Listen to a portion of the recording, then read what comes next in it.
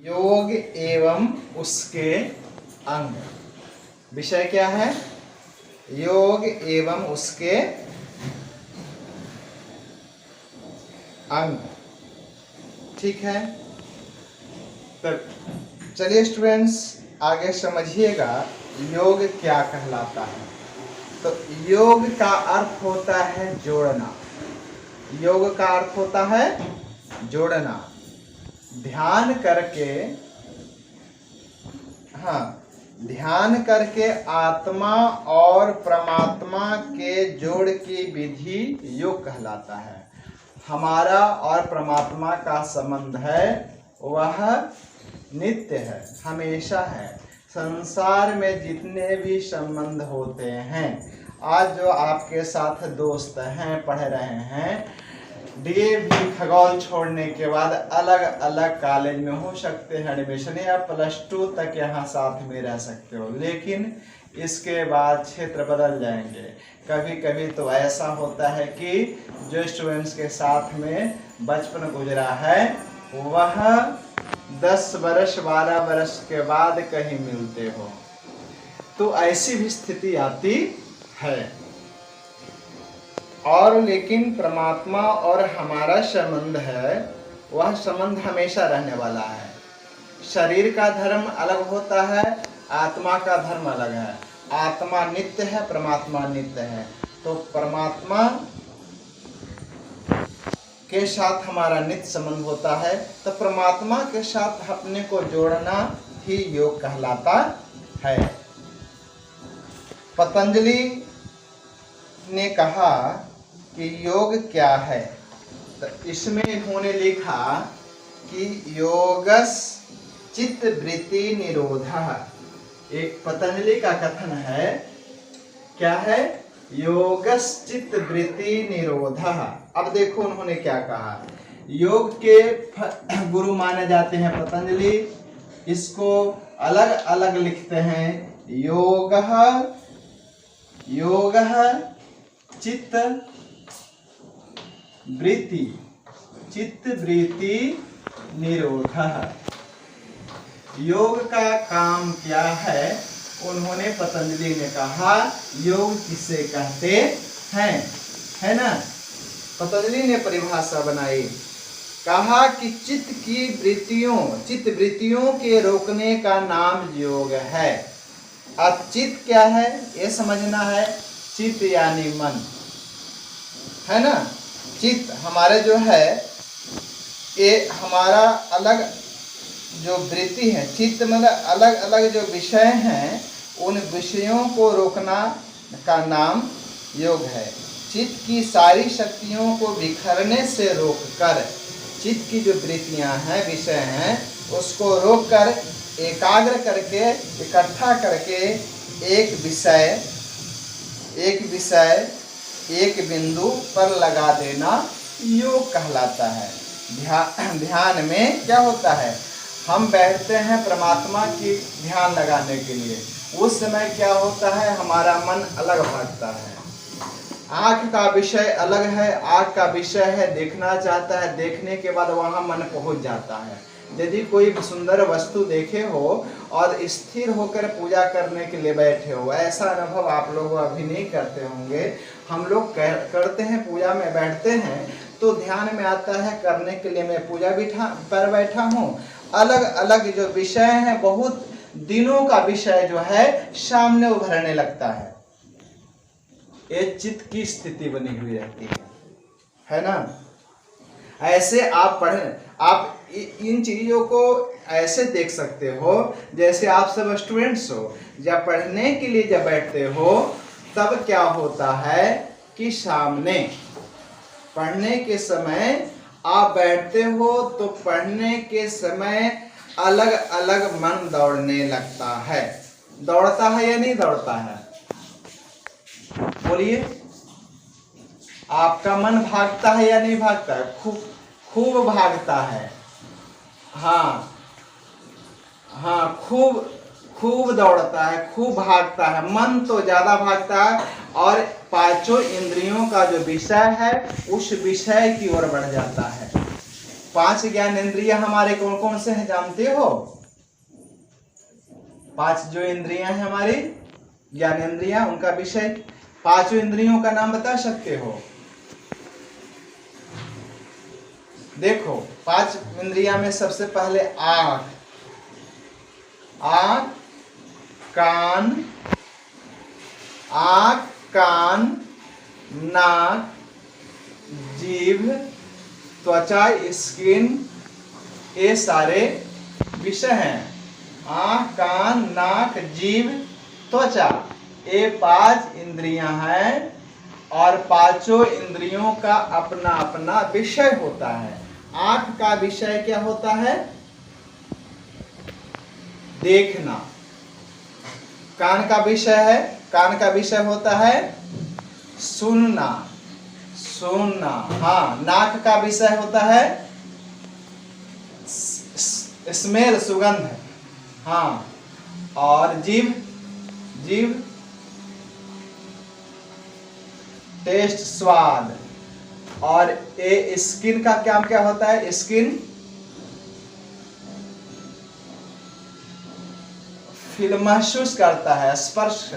हाँ, महसूस करना होता है। हवा चलती है तो कैसी हवा चल रही है, ठंडी हवा चल रही है या गर्म हवा चल रही है, स्किन ही बोध करवाता है। 5 विषयों का अपना अपना विषय है।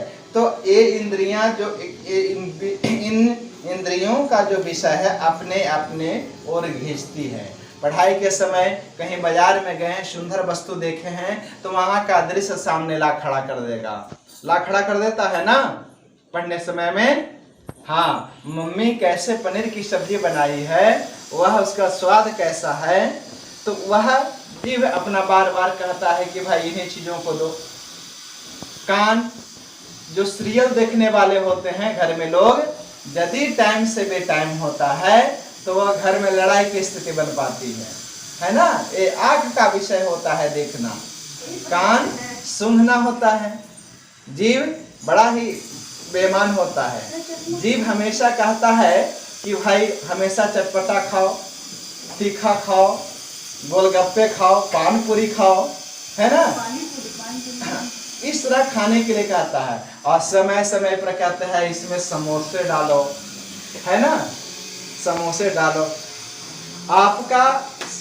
आप लोग ठीक हैं, लेकिन आपके पेरेंट्स थोड़ा सा जो ज्यादा उम्र का हैं तो कभी कभी तो आपके पेरेंट्स आपके साथ नहीं देते होंगे। क्यों नहीं साथ देते हों? उनकी चूंकि अब तो मन है, जीभ वही है, मन भी कहता है कि खाऊं, लेकिन शरीर अंदर से तैयार नहीं रहता है ना, तैयार नहीं रहता है, उस लायक शरीर नहीं रह जाता है। अब मैं क्या कहूं, अपने घर की बात बताऊं। बच्चे लोग जिद किए, सिंघाड़ा बन गया। उस दिन हमारी मैडम कही कि भाई आप भी खा लीजिए। हम कहे कि भाई हमारा पेट साथ नहीं देता है, मैं नहीं खाऊंगा, एक भी नहीं खाऊंगा। लेकिन बार बार कहा जाए कि एक खा लीजिए, हम कहे कि नहीं खाऊंगा तो नहीं खाऊंगा। लेकिन हमारी पत्नी 5 समोसे खा ली और रात में बेचैन हो गई। लगातार रात में घूमती रही, रात में 12 बजे से 1 बजे तक घूमती रही, यूं ही परेशान होती रही। तो ये जो सभी विषय है, सभी का जो इंद्रियां हैं विषय है, अपनी अपनी ओर घिसती है, ले जाती है ना। ये अपना अपना जो विषय है उन विषयों की ओर ले जाती है। तो इन विषयों को रोकना है और रोक कर हाँ उतना ही इससे मतलब रखो जितना आपको जरूरत है। आँख से देखना है भाई, आँख से नहीं देखेंगे तो गड्ढे में गिर जाएंगे। आँख का बहुत सारा उपयोग है, पढ़ने के लिए काम है, लेकिन इन इंद्रियों का दास नहीं बन जाओ। इन इंद्रियों का उपयोग करना है, परमात्मा ने इन सुंदर अंगों को दिया है उपयोग करने के लिए, तो सही तरीके से उपयोग करोगे तो इंद्रियां से आप इन इंद्रियों का सदुपयोग कर लोगे, नहीं तो दुरुपयोग होता है और ये इंद्रियां आपको गड्ढे में ले जाती है। तो गड्ढे से बचने के लिए आप इन इंद्रियों पर नियंत्रण भी रखोगे। नहीं नियंत्रण जो रखता है तो क्या होता है, आदमी पतन की ओर बढ़ने लगता है, गिरने लगता है। तो इन विषयों को रोककर परमात्मा में लगाना, ध्यान करना, आत्मचिंतन करना, इस सारी प्रक्रियाओं का नाम योग कहलाता है। यह प्रक्रिया थोड़ा कठिन है, सबके बस की बात नहीं है। उसे पूर्णतः तक ले जाने के लिए ये 8 सीढ़ियां बनाई गई है। 8 सीढ़ी, जैसे फर्स्ट फ्लोर पर आने के लिए कम से कम 8-9 सीढ़ियों का प्रयोग करना पड़ता है। तो इसी प्रकार ये सीढ़ियां क्या है, 8 सीढ़ियां, योग के 8 सीढ़ियां कौन कौन से, 8 सोपान कौन कौन है? तो योग के 8 सोपान हैं, 8 सीढ़ियां हैं। ये सीढ़ियां कौन कौन सी है? तो फर्स्ट में है जिसका नाम है यम, दूसरे नंबर पर नियम, तीसरे पर आसन, चौथा प्राणायाम, प्रत्याहार, धारणा, ध्यान, समाधि। ये कितने हुए टोटल? ये 8 हुए। कितने हुए? 8 हुए। यह योग की सीढ़ियां। इन 8 का पालन जब करोगे तभी योग कहलाता है, तभी मन अपने इंद्रियों पर नियंत्रण कर सकते हो। ये बड़ा कठिन विषय है, लेकिन जितना संभव है करना चाहिए। तो पहली सीढ़ी का नाम क्या है? पहली सीढ़ी का नाम बताओ। यम। यम, यम है। और यम की संख्या भी, यम कितने हैं? यम भी 5 हैं। 5 कौन कौन से हैं? अहिंसा, सत्य, अस्तेय, ब्रह्मचर्य, अपरिग्रह। तो इस प्रकार, हाँ सुनो एक बार, अहिंसा, सत्य, अस्तेय, ब्रह्मचर्य और अपरिग्रह, ये योग के 8 सीढ़ियों में यम पहला हुआ। यम के 5 भेद हुए। पहला है अहिंसा। अहिंसा क्या है उसके बारे में बताया। अहिंसा क्या होता है? हाँ, तो अहिंसा में समझाया, हाँ, मन, वचन और कर्म से, मन, वचन और कर्म से किसी को दुख न देना अहिंसा है। अहिंसा। तो यहां पर बताया मन, वचन और कर्म से हिंसा न करना, है ना? हिंसा न करना अहिंसा कहलाती है। तो मन से भी हम जो दूसरे के बारे में गलत भाव न लावें। जब मैं एक छोटा सा दृष्टांत दे दूं कि एक राजा था और एक सेठ था, दोनों में आपस में दोस्ती थी। दोस्ती बहुत गहरी थी। रोज एक दूसरे से मिला करते थे। सेठ की चंदन की लकड़ी का बिजनेस था, व्यापारी था। राजा तो राजा था ही। अब सेठ के मन में विचार आया कि इस समय बहुत मंदा है, जैसे भी कोरोना काल में बहुत सारा बिजनेस ठप हो गया है, उसी समय उसका भी बिजनेस ठप हो गया। अब वो सोचता है कि यदि राजा मर जाता तो मेरी चंदन की लकड़ी सब बिक जाती, उसको जलाने के लिए चंदन की लकड़ी खरीदी जाती। अब मन में कुविचार आ गए। मन में सोच रहा है वह सेठ, और मन में सोच रहा है तो इसी प्रकार राजा भी सोच रहा है। और दूसरे तरफ आया तो राजा सोच रहा है कि सेठ का कोई संतान नहीं है, यदि सेठ तो उसकी सारी संपत्ति मेरे राज्य में आ जाएगा, मेरे राज्य की हिस्सा हो जाएगी। दोनों तरह का एक विचार। अब राजा जब दोनों एक जगह बैठते हैं तो बोले कि भाई हम लोग आपस में बहुत दिनों से बैठते आ रहे हैं, हम लोग के पास गहरी मित्रता है, मेरा आज मन खिन्न है। खिन्न क्यों है? व्यापारी ने पूछा। कहा कि आज आपके प्रति मेरे मन में भाव बहुत कुविचार आ रहे हैं। कुविचार में ऐसा आ रहा है कि आप मर जाते तो ये सारी संपत्ति मेरी हो जाती। आप क्या मेरे बारे में क्या सोच रहे हो? तो कहा कि राजन, मैं भी ऐसा ही मेरे मन में कुभाव आ गया था, जिसके कारण आपके मन में भी कुभाव आ गया है ना। तो बताया कि आप क्या सोच रहे थे, तो कहा कि मैं सोच रहा था यदि राजा की मृत्यु हो जाती तो मेरी चंदन की लकड़ी बिक जाती, व्यापार मेरा मंदा चल रहा है। तो ये अब इससे पॉजिटिव थिंकिंग क्या हो सकता था, वह व्यापारी सोचता कि राजा महल बनाता और भी महल बनाता जिसमें दरवाजे में चंदन की लकड़ी लगाया जाता, दरवाजे चंदन की लकड़ी की होती, इस तरह से पलंग बनाता, बहुत कुछ बनाता जो हमारी बिक्री बढ़ जाती। इसमें अच्छे विचार भी ला सकता था, कुविचार आते हैं। कभी कभी ध्यान में करता हूं तो हमारे अंदर में भी कुविचार आ जाते हैं, इन कुविचारों को रोकना है। तो ये मानसिक हिंसा कहलाती है, मानसिक हिंसा होती है। तो मानसिक हिंसा न करें, वचन बोलकर कठोर वाणी का प्रयोग न करें, वचन का वाचिक हिंसा होता है। और कर्म का हिंसा होता है, किसी को हम सताए नहीं, है ना, अपनी ताकत के बल पर हम किसी को सताए नहीं। तो मन वचन और कर्म से किसी को नहीं सताना ही अहिंसा है ना। ये अहिंसा का कितना व्यापक स्वरूप है। दूसरे नंबर पर क्या आता है, सत्य।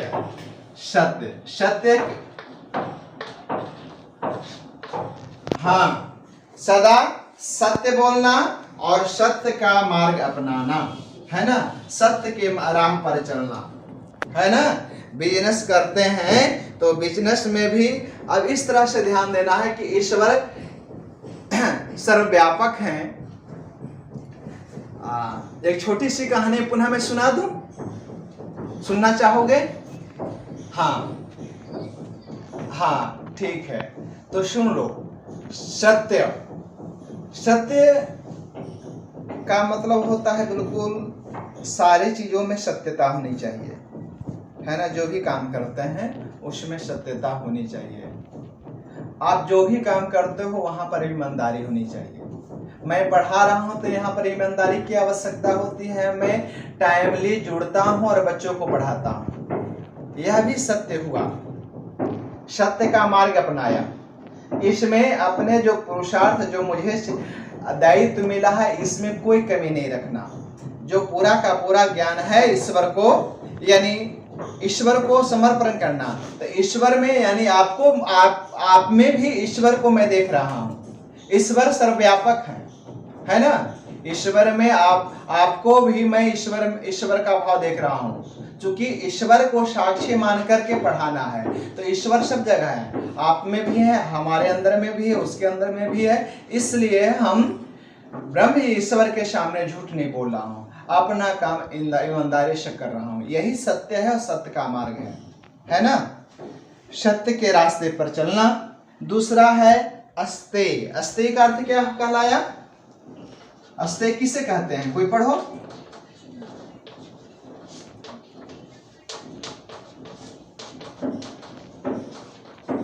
चोरी ना करना अस्तेय कहलाता है। जो अपना नहीं है, जो अपने पुरुषार्थ, अपने मेहनत से जो नहीं कमाया गया है, दूसरे की वस्तु है, दूसरे के वस्तु पर लोभ नहीं करना अस्तेय कहलाता है। दूसरा का पेन है, बहुत अच्छा पेन है, और यदि किसी कारण से छूट जाए तो मन में लोभ समा जाता है, तो ऐसा नहीं होना चाहिए। अस्तेय यानी चोरी। मन में कुभाव नहीं आना चाहिए, कुविचार नहीं आने चाहिए, दूसरे की वस्तु हड़पने की भाव नहीं आना चाहिए। अस्तेय चोरी नहीं करना, है ना। चोरी तो अलग अलग चोरी है, बहुत तरह की चोरी होती है। चोरी होती है या नहीं होती है? तुम लोग चोरी करते हो या नहीं करते हो? चोरी करते हो? नहीं, चोरी नहीं करते।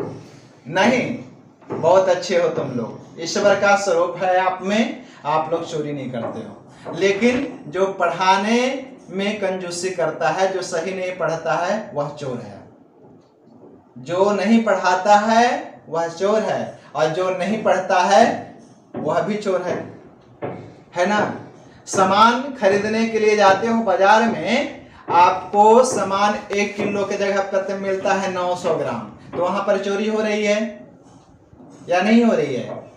चोरी हो रही है। दूध लेने जाते हो, 1 लीटर का दाम देते हो, वहां पर चोरी हो जाती है, वहां पर 1 लीटर दूध नहीं मिलता है, तो वहां पर चोरी हो रही है। इसी प्रकार हर जगह पर चोरी हो रही है, चोरी का व्यापक रूप हो गया।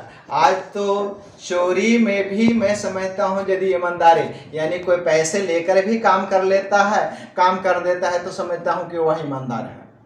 नहीं तो ऐसे भी है, बहुत सारे ठग हैं जो कहते हैं कि आपका काम हो जाएगा, लेकिन पैसे तो हड़प लिए जाते हैं, लेकिन काम भी नहीं होता। वो तो महा बेईमानी हो जाता। बहुत सारे ऐसे ठग संसार में भरे पड़े हुए हैं, है ना। मोबाइल पर इस तरह से हमेशा केस आते रहते हैं कि मैं इस बैंक से बोल रहा हूं, आपका डेबिट कार्ड समाप्त होने वाला है, आपने अपडेट करवाना है। तो इस तरह से यदि उसके झांसे में आ जाते हैं तो आपके अकाउंट से चोरी हो जाती है। ऐसी घटना घटती है। हमें आज सावधान न रहे तो ऐसे ऐसे ठग बहुत सारे मिल जाते हैं, ठगों की कमी नहीं। हाँ, बहुत सारे उदाहरण मिल जाए। तो ये चोरी है, ब्रह्मचर्य। अगला है ब्रह्मचर्य, तो चोरी समझ ही गए होंगे। अगला है ब्रह्मचर्य। हाँ, ब्रह्मचर्य चौथे नंबर पर है। ब्रह्मचर्य, ब्रह्मचर्य का मतलब क्या होता है? ब्रह्मचर्य किसे कहते हैं?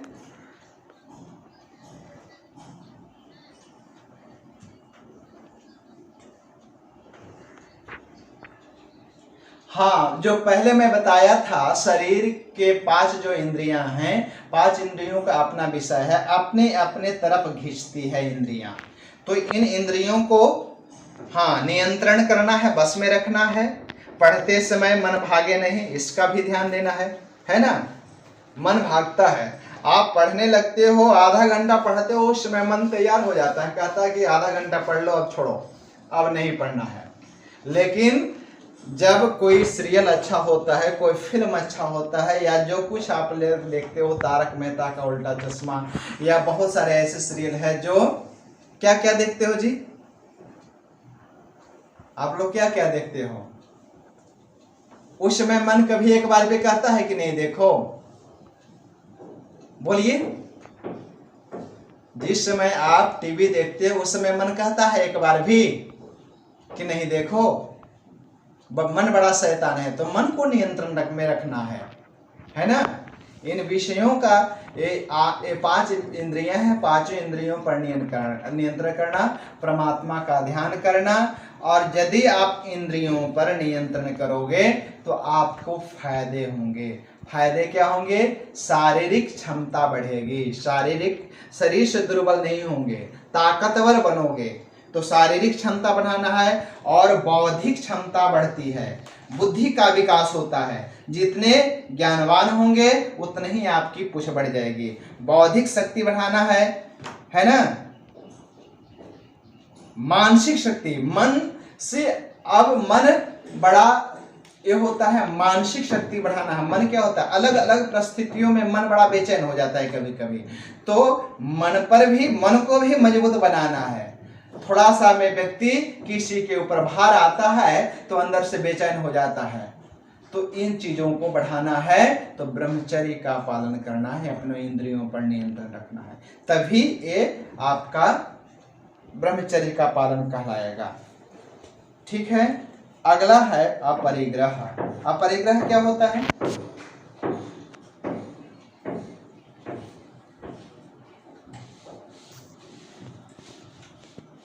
हाँ, अपरिग्रह, आवश्यकता से अधिक अपरिग्रह कहता है आवश्यकता से अधिक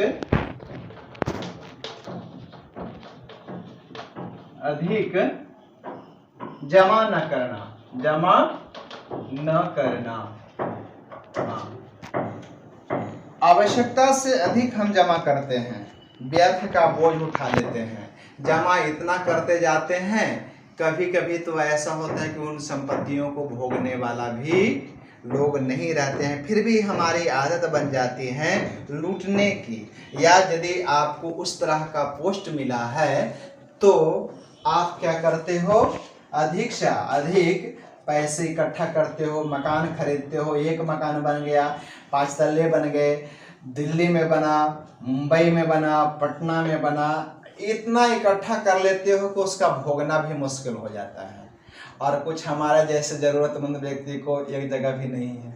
बहुत सारे ऐसे लोग हैं जो एक जगह भी नहीं है, और किसी का एक से संतोष न मिलता है तो 5 जगह भी मिल जाता है, 5 जगह से संतुष्टि नहीं मिलती है। तो इसी प्रकार किसी को कपड़े पहनने के लिए एक नहीं है, और किसी को इतना है कि एक बार जो पहन लेता है दोबारा महीने बाद निकलता है तब जा करके। आप तो भाई साल भर के बाद ड्रेस में आए हो, है ना, साल भर के बाद एक मौका मिलता है, इतने आपके कपड़े हैं, है ना। तो इस तरह बहुत लोगों के पास ऐसा भी धन होता है। तो आवश्यकता से ज़्यादा धन की कोई आवश्यकता नहीं थी। हमारा क्या है, यदि आप स्वस्थ रहे तो 2 रोटी बढ़िया से खाएंगे, प्रसन्नचित रहेंगे, और आवश्यकता से अधिक धन इकट्ठा गलत तरीके से यदि इकट्ठा करोगे तो क्या होगा, आपको हो सकता है जेल में जाना पड़ेगा, जेल बिताना पड़ेगा।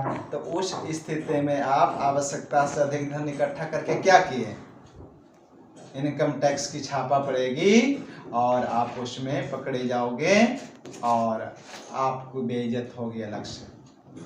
तो आवश्यकता से दिक्कत। हाँ, यदि उस तरह की कंपनी है तो बहुत सारे संसार में ऐसे लोग हैं जो उस संपत्ति के जरूरतमंद व्यक्तियों को, या जिस जिस समय देश की जरूरत होती है वैसे समय में बहुत सारे लोग आगे बढ़ जाते हैं। जैसे कि कोरोना कल चल रहा है, बहुत देश की आवश्यकता है धन की, तो वैसे जरूरतमंद, वैसे व्यापारी, वैसे बड़े बड़े लोग जिसके पास जरूरत से ज़्यादा धन है आगे बढ़ करके अपने सामर्थ्य के अनुसार पैसा देते हैं। देना भी चाहिए, है ना, मदद करना चाहिए। हाँ, बहुत लोग हेल्प किए और हेल्प करना भी चाहिए, मदद करना चाहिए। ऐसे समय में हमारे पास जितना है हम उतना नहीं दे सकते हैं, आसपास वाले लोगों, जो जरूरतमंद व्यक्ति को, एक व्यक्ति को तो मदद कर सकते हैं हमारे पास यदि है तो, नहीं है तो ऐसे सहयोग भी कर सकते हैं, सपोर्ट भी कर सकते हैं, शारीरिक रूप से कर सकते हैं, मानसिक रूप से, आर्थिक रूप से, किसी भी तरह से मदद तो करना चाहिए।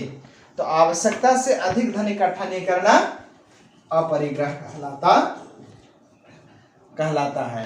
अब दूसरा है यम। योग के 8 अंग में दूसरा है, दूसरा कौन सा सीढ़ी है, पहली, यम का पहला, योग का पहला सीढ़ी यम 5 है, 5 यम के बारे में बताया। और दूसरी योग की सीढ़ी क्या है, नियम। और नियम कितने हैं, नियम भी आपका 5 है। पहला नियम कौन है, शौच। शौच क्या है, स्वच्छता।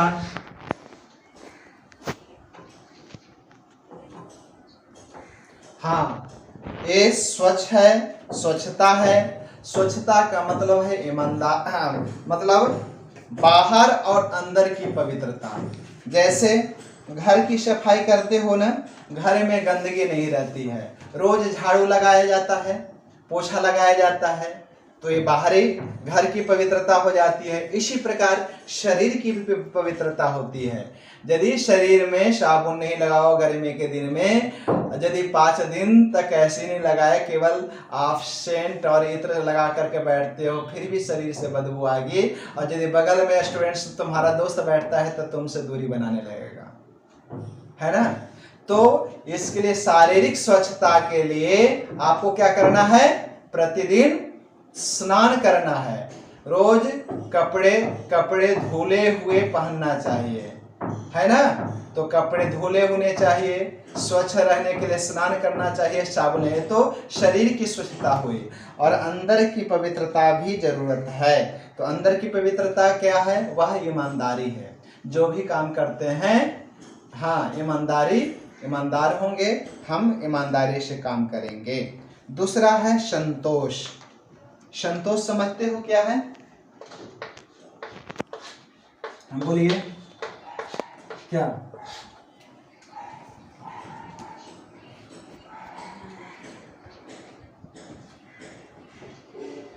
स्वच्छता की जब बात करते हो तो थोड़ा सा और अभी 1 मिनट हाँ, आगे थोड़ा सा आगे मैं बढ़ जाऊं एक बार और। स्वच्छता, ये स्वच्छता, जैसे आज पूरे देश में अभियान फैला हुआ है कि पूरे भारतवर्ष को स्वच्छ रखना है।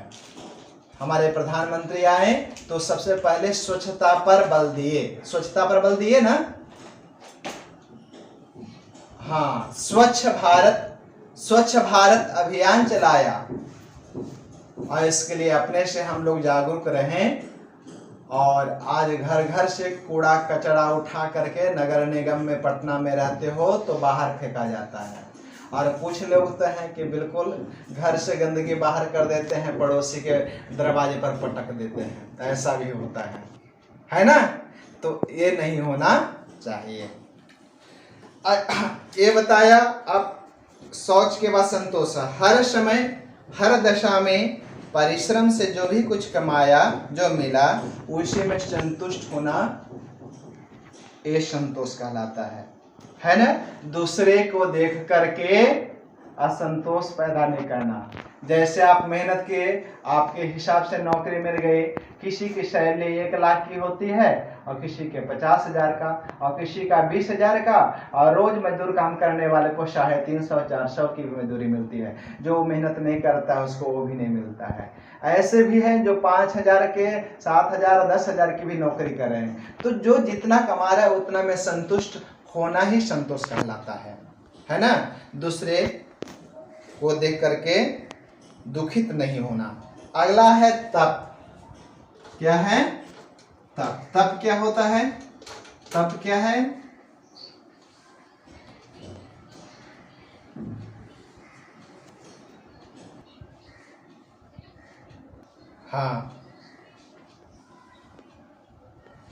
हाँ, तो सभी स्थितियों में सुख और दुख, सुख और दुख समझते हो। यदि नए कपड़े मिलते हैं तुम्हें अच्छी अनुभूति होती है, वह सुख कहलाया। दुख, यदि आपका कोई सामान खो जाता है तो आप दुखी हो जाते हो। एक छोटी सी वस्तु भूल जाती है तो दुखी होते हो। तो सुख और दुख में, सर्दी और गर्मी में, हानि और लाभ में, हानि नुकसान, लाभ माने फायदा, तो इन द्वंद्वों के बीच में होकर समान रूप से सहन करना है ना। कभी आपको मान सम्मान मिलेगा, कभी मान सम्मान नहीं मिलेगा। कभी कोई स्टूडेंट्स कहते हैं गुड मॉर्निंग सर, तो हम लोग खुश हो जाते हैं कि बच्चे रिस्पेक्ट देते हैं। कुछ बच्चे पीछे से कहाँ पे आँख मोड़ करके चल देते हैं। तो वहाँ पर भी समान अवस्था में रहना। चलो भाई, जो समझ में आया किया। तो गुड मॉर्निंग कहने पर मैं खुश हो जाऊं और गुड मॉर्निंग नहीं करते हैं तो नाराज हो जाऊं, ये अच्छी बात नहीं है। यदि मैं किसी एक की प्रशंसा कर दिया तो दूसरा नाराज हो जाए, ये नहीं होना चाहिए। तो समान स्थिति बनाए हुए रहना, यही तप है ना। स्वयं को सुख और विलास के जंजाल में फंसने न देना तप है। आप लोग भी तपस्वी हो, आप लोग भी तप करते हो, प्रतिदिन उठ करके टाइमली स्कूल जाते हो। अभी कोरोना काल में नहीं, चाहे जाड़े हो, गर्मी हो, बरसात हो, सभी समय में आप निश्चित समय पर स्कूल जाते हो। प्रतिकूल माहौल में भी आप ज्ञान अर्जन कर रहे हो, तो आप लोग भी तप कर रहे हो, है ना। अब है स्वाध्याय। स्वाध्याय 5वां क्या है? स्वाध्याय। स्वाध्याय क्या कहलाता है? स्वाध्याय क्या कहलाता है? हाँ, अच्छे ग्रंथों को पढ़ना। अच्छे ग्रंथ स्टूडेंट्स हैं तो अपनी पढ़ाई करो, जितने भी है ईमानदारी पूर्वक पढ़ते हो, वह स्वाध्याय कहलाता है। इसमें स्वाध्यायत्मा प्रमदः ऐसा पंक्ति आया है। स्वाध्याय में आलस्य मत करो, स्वाध्याय में आलस्य, यानी पढ़ने में आलस्य मत करो, है ना। आलस्य नहीं करना चाहिए। ये उपनिषद की पंक्ति है, स्वाध्यायात्मा प्रमदः, स्वाध्याय में प्रमाद आलस्य मत करो, है ना। तो स्वाध्याय का अच्छे ग्रंथों को पढ़ना है। आप स्टूडेंट्स हैं तो अपने विषय को अच्छी तरह से पढ़िए। हम लोग हैं तो गीता है, उपनिषद है, वेद है, इन चीजों को पढ़ता हूँ, वह स्वाध्याय है। और आत्मनिरीक्षण, मेरा विकास हो रहा है, मैं आगे की ओर बढ़ रहा हूँ या मेरा पतन हो रहा है, ये निरीक्षण करना है। ये निरीक्षण तो आपको करना है, हमको करना है। मैं आगे की ओर बढ़ा, मेरा विकास हो रहा है या नहीं हो रहा है, मेरी प्रगति हो रही है या नहीं हो रही है, मेरी क्या स्थिति है, यही आत्मनिरीक्षण है ना। इसके बाद है ईश्वर प्रणिधान। ईश्वर प्रणिधान, ईश्वर प्रणिधान क्या है बाबू?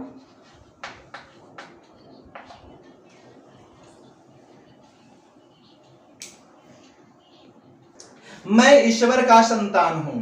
ईश्वर प्रणिधान मतलब ईश्वर का संतान हूं।